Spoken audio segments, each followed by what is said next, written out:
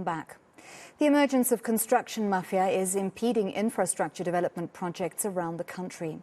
A number of projects have been stopped or abandoned as contractors face violence and extortion from these criminal syndicates.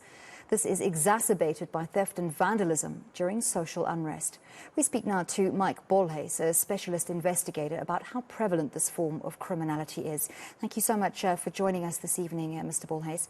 Now, we've seen the steady rise and the impact of construction mafias all across the country. To what can we trace its origins?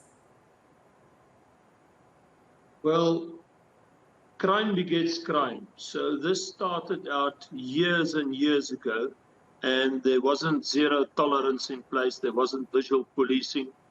There wasn't severe actions taken by the authorities. And it shows to pay.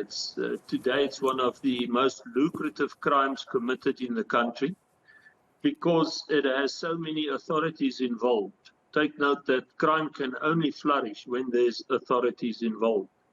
And when I mean authorities, I'm talking about municipality officials, government officials, police officials, and businessmen, as well as syndicates, gangsters and mafiosos, and criminals that can commit extreme violent crimes as well, intimidation, extortion, etc., etc.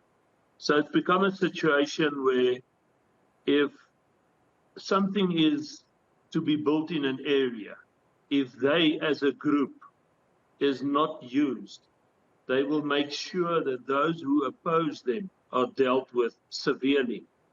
And they do this and get away with this and can do this because there is no stop to them. There is no authority. The police is actually scared of them since there are many corrupt policemen involved. So they do not get involved and they do not stop and prevent this crime. Yeah. Now, they call themselves local business forums, claiming that people in the community deserve to benefit from infrastructure and construction projects taking place. Is there any doubt about this being criminality blatantly? No. And remember, these guys are very clever. They're an oiled machine. They are businessmen, and they're not going to walk with the tattoo on their forehead, "I'm the devil," or "I'm here to cause mayhem." They will present themselves as such, but they actually only look after themselves and those who are involved with them. They do not care about the poor. They do not care about infrastructure getting built and done as quickly as possible. They don't care about the good things like me and you and the rest of the public. It's a small group, but believe me, they hijack an area and take complete and total control because they get good people to do nothing because of fear, and I don't blame them. And they get authorities to stand aside. And as I've said, they many a times get some of them and so many others with them in bed, and then they operate on a basis of you will use us and us alone at our price and in our time. And if you don't, you will feel the consequences.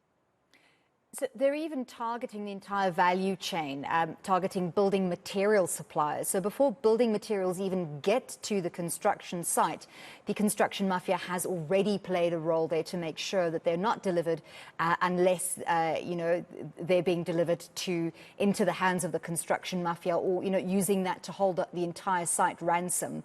And that just shows their influence and how pervasive this construction mafia has become.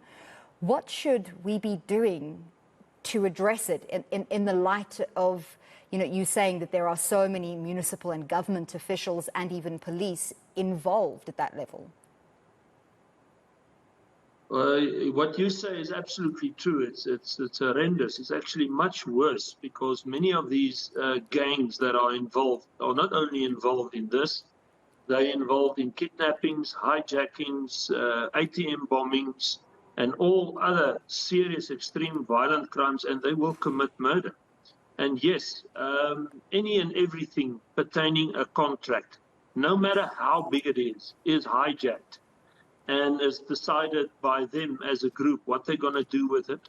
And there are so many times that stock needs to be replaced and replaced. It's actually horrific. What must be done is it's a massive problem. We always on TV, you guys giving the news, no good news, bad news constantly, but it's all talk and no play. The government hears it daily. Let's get together. Let's talk about this problem. Let's arrange a group or a group meeting or talks about this. But I don't see the answer, because unless corruption is totally eradicated from our government and our authorities, there is no way that the construction mafia and all the gangs and syndicates in our country, which does all these serious violent and economic crimes, including cyber crimes, will ever be stopped. So unless governments stop constantly talking, the authorities, the police, constantly talking about the problem and not doing something specifically about it. You can see where the police are when this happens. They're on the periphery, they're scared. And I don't blame them, because they're untrained, unqualified, and they cannot protect and serve. And they do not have the infrastructure and assistance and the backing from our government and our police force. So I'm sorry to say it's bad news up ahead. Unless these two entities change in our country, we will not see a difference. It will escalate. The problem going all the way to the top. That's the opinion of Specialist Investigator Mike Bolhuis. Thank you so much for your time this evening here on Newsnight.